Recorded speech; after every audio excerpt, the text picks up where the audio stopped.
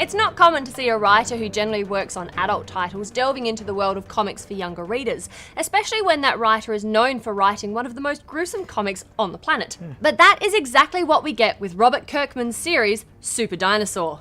It's an unashamedly silly story that revolves around a 10-year-old super genius called Derek Dynamo, who fights against a group of evil dino men led by the villainous Max Maximus, along with his best friend, who is a talking Tyrannosaurus Rex who has massive robot arms with rocket launcher attachments. You almost seem down on all this silliness. Well, maybe I am just a little bit. Look, I was completely on board to start with. I was digging the funny names like Triceratops and Pterodactyl and Brachiosaurus. That was a good one. That was awesome. I was digging the constantly expanding dinosaur armory. I was even on board with Derek's constant overuse of the word awesome.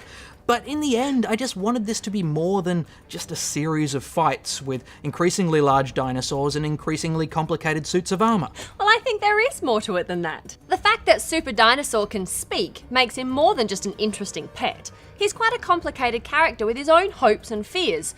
There are a number of different factions, all of whom have their own plans in play. And there's a bunch of bombshells dropped in this first volume that really shake up this story. Look, I know, and I don't want to come across as if I didn't like this book. I mean, Kirkman certainly has created a cast of endearing characters, and Jason Howard does an excellent job on all the different Dino Men, and the detail of the armors can easily rival any of the currently running Iron Man books.